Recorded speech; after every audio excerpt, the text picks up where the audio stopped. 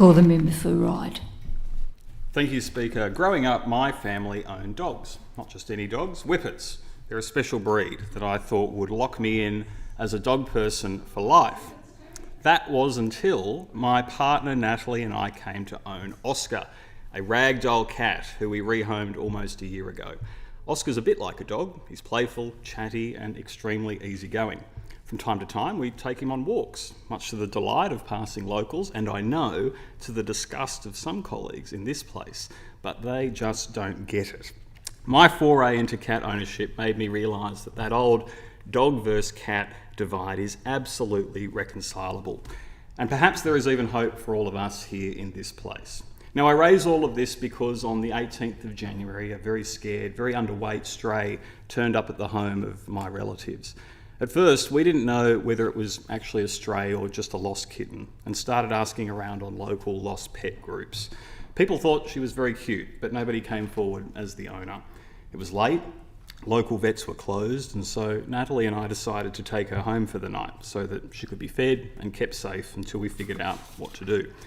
It was at this point that we realised our Oscar was highly territorial, and despite his own tumultuous past, appeared not to have much sympathy.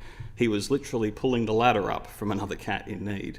The next morning, the wonderful team at West Ryde Vet informed us that unfortunately there was no microchip and that we had accidentally misgendered the cat. It was a boy, so we gave him the name Henry.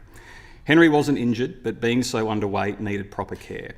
Natalie and I seriously considered whether we could take him on, but with both her and I working full-time and living in relatively small confines, we worried that we wouldn't have the time to socialise him properly with Oscar, who was a much bigger, stronger and now fairly angry cat. And this is where the Mini Kitty Commune comes in, or MKC for short.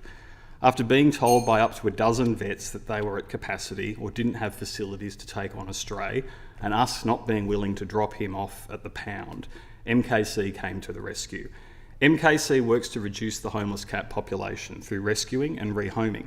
They are highly focused on the health of cats, work closely with local vets, and have established a network of foster homes, people who temporarily look after lost or stray cats until a permanent home can be found and the cats can be adopted.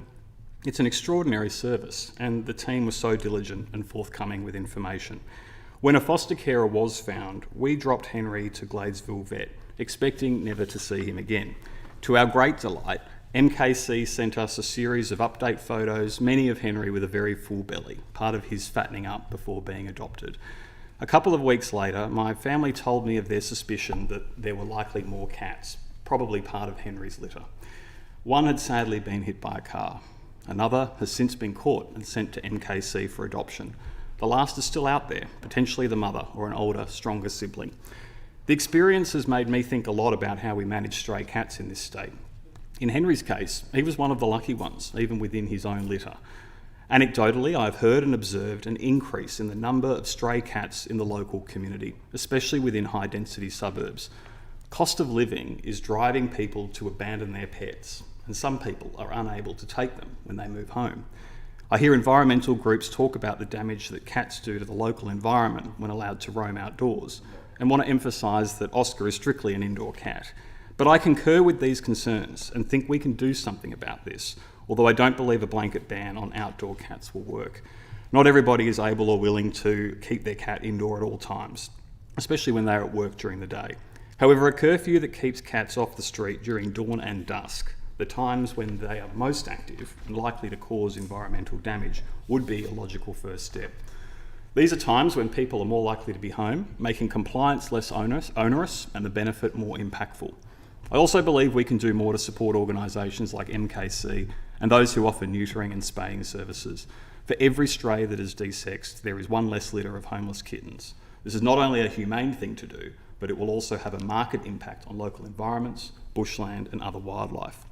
Finally, I want to use this opportunity to encourage people to become a foster or to adopt a stray cat or even donate to an organisation like MKC. Not only will it enrich your life, but it will have a far greater impact than you can probably appreciate. I'm a good example. If you'd asked me a few years ago, I would never have dreamed of owning a cat. However, as the cat distribution system works its magic, I became one of the happy new owners that are accidentally made each and every day. Wouldn't it be nice if we could use the powers and resources of this place to push that along? I urge this House to think about these issues and will be doing what I can to advocate for what I believe is a growing but solvable issue in many metropolitan suburbs just like Ryde.